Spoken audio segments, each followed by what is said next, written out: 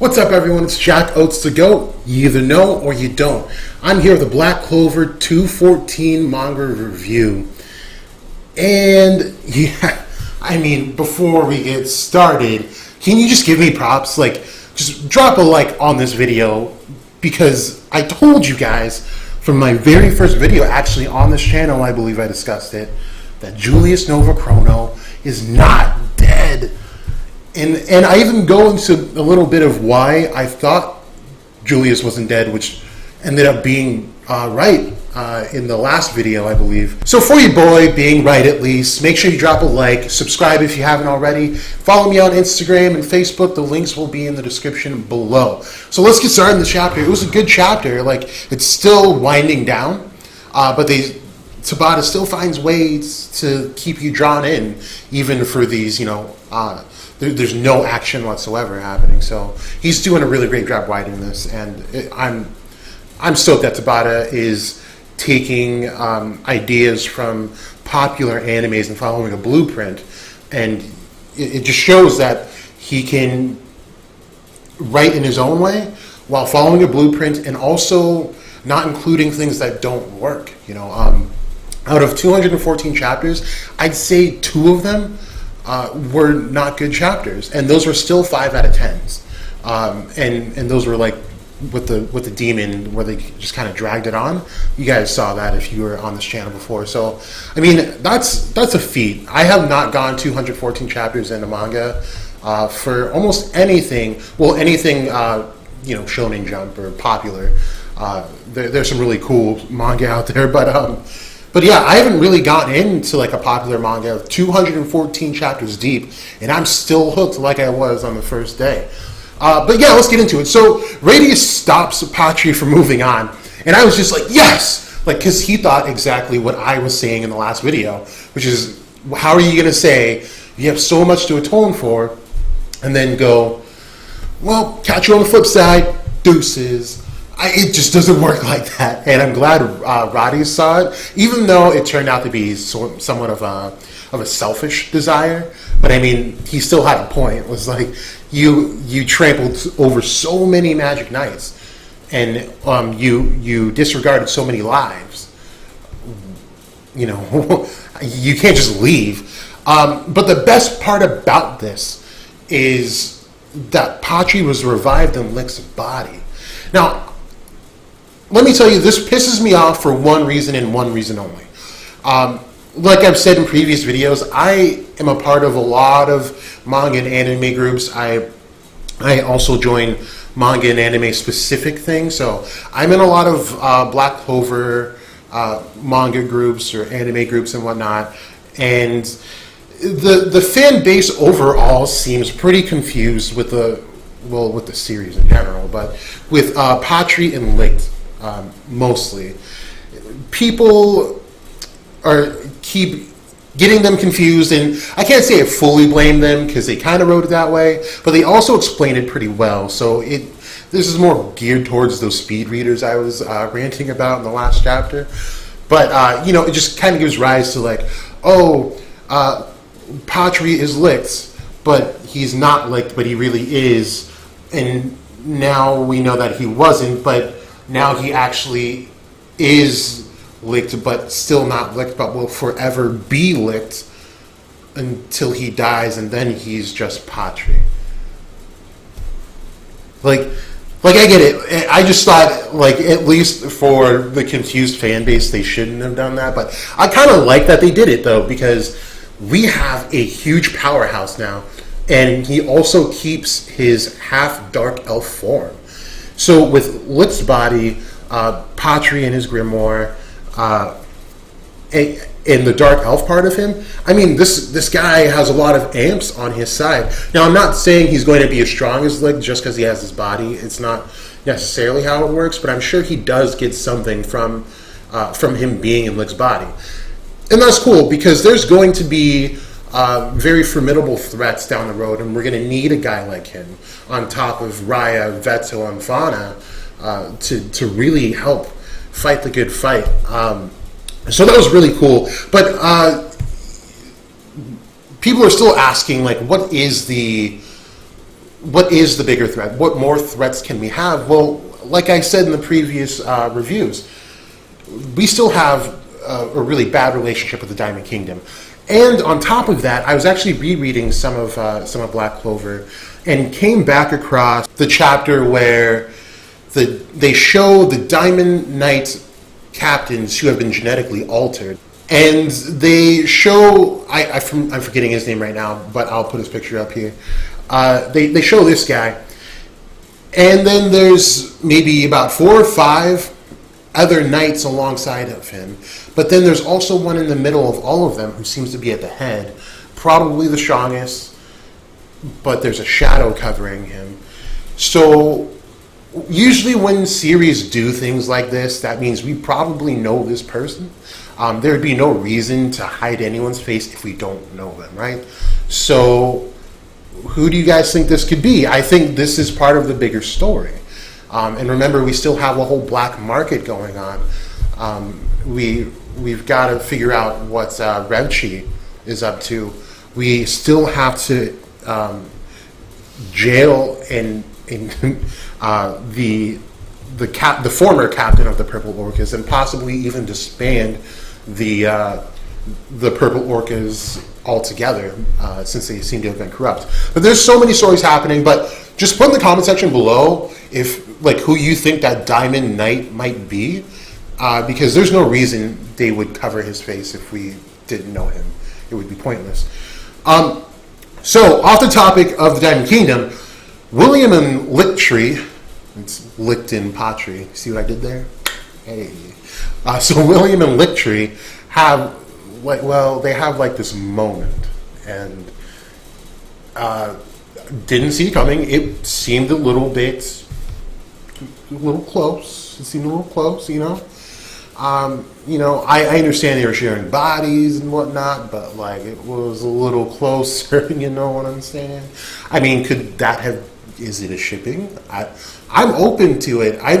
Personally, I definitely love, when anime and manga, just series in general, reach out of the social norm. We don't usually have male and male or female and female pairings, and I think that would be cool if Black Clover pushed for it. It's a big topic, and part of growing a series is hitting controversial topics. It's supposed to make you think. That's the purpose of anime, at least for me. That's how I came to love it. It was actually through Naruto. Was when I was like, dude, remember when Pain was dropping that epic speech about he wants peace, but peace can't be achieved through understanding people. The only thing people have in common is pain. And it was all facts. Just the way he went about everything was wrong, of course. So he falls kind of under the villain category. But it's just things like that when you can argue the villain side, right? You kind of start questioning your own morals and ethics, and it causes you to do some soul searching. So that's a bigger thing, of course. It's bigger than shipping. But I thought it was a little moment there. It looked like one. Looked very, very close. So maybe that is a shipping that we might see later. Who knows? William asked Yami to take him to Julius's body, and Julius's body is not there. You know why? Because your boy was right. I'm your king. Pay respects. Hit the like button. Subscribe if you haven't. I was right. All right. I've got to give myself props, because for right now I can't hear anyone else giving me props for this. And I always feel crazy when I come up with stuff like this. But I am so glad I'm not crazy. So it explains everything. They put it in our face, actually. This wasn't an ass pull whatsoever. Now remember, if you've been watching my videos, I do mention the mark on Julius's head. They show it disintegrating, and as well as the grimoire. Now, the grimoire is one thing, but for the symbol that no one explained at all, it wouldn't make sense to show it, right? So, how they put it, if you're a Naruto fan like me, essentially it's mitotic regeneration. So he stored time into that mark, and he actually says it in the fight against Patri. So if you're also watching the anime, he literally just said this. is that when Patri gave him that deep wound and he sped up time to heal the wound, he said that he stores time so that he can pull off things like that. He said it right then and there. So of course, if he stored enough time, he could possibly revive himself. And it makes sense that he's in a younger state. He said it took about 13 years off of his life, or off of, kind of, in his reverse life. It's kind of weird. Time's weird, of course, but I think that's really cool. Very clever of Tabata to put in. I think Tabata is very calculated in every move he makes with this series, and he's done a great job so far. So shake my hand, bro. Shake my hand, Tabata. I mean, Tabata's actually just right behind the camera. That's how I knew everything. So, Lumiere also disappears. This was actually before they find out Julius is still alive, but it was a lesser moment, and I wanted to touch on it. But Lumiere, it was nice watching him say his goodbyes to Sakura, who I believe is just going to go by Nero now.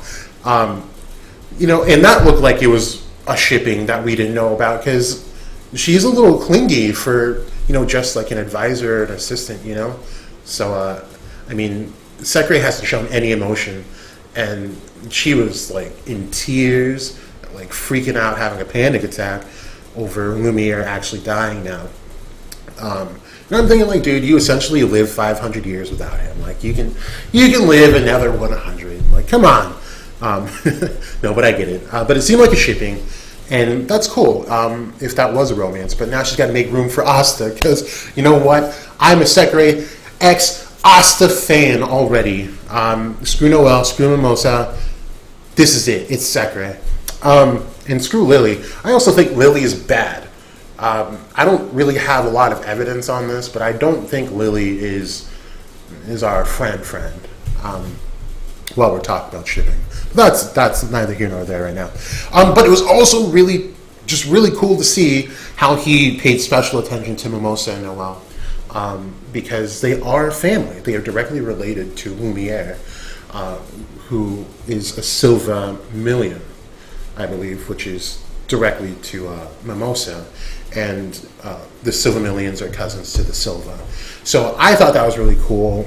It must be nice for someone that old to come into the future, 500 years removed, to see that his family is not only doing well, but also fighting the good fight. It's got to be a cool thing, and especially since Mimosa looks so much like Tetia, it was probably especially touching. But that was honestly it for this chapter. They seem to be wrapping it up, but I swear, if I don't see Asta's demon come out before everything's said and done, I'm going to be super pissed. And I'm talking to Tabata right now, because I told you he's behind the camera. Yeah, you better write it in next chapter, or if not the next chapter, the next one. Because if that's all that was written for Asta's demon when he was talking to Despair, that was almost pointless. Almost pointless. I'm not going to say it was like it had no meaning whatsoever, but come on. Like, it's the biggest question, and we're addressing everything else. Like, something's got to happen here. So Tabata, you've got 2 weeks to get yourself straight. Write it in, or we're going to have problems, all right? All right. Jeez. Well, thank you all so much for tuning into this video. I just uploaded a Boards Hill video for the latest chapter, and that was really cool. So make sure you guys watch that. I know it's really long, but it is a full in-depth analysis of a 40-some-odd page chapter. So there's a lot to digest in that one.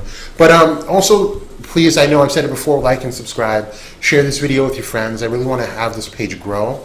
And so that you guys can get more of the content that you want. Make sure you leave comments in the comment section below so I know what you want.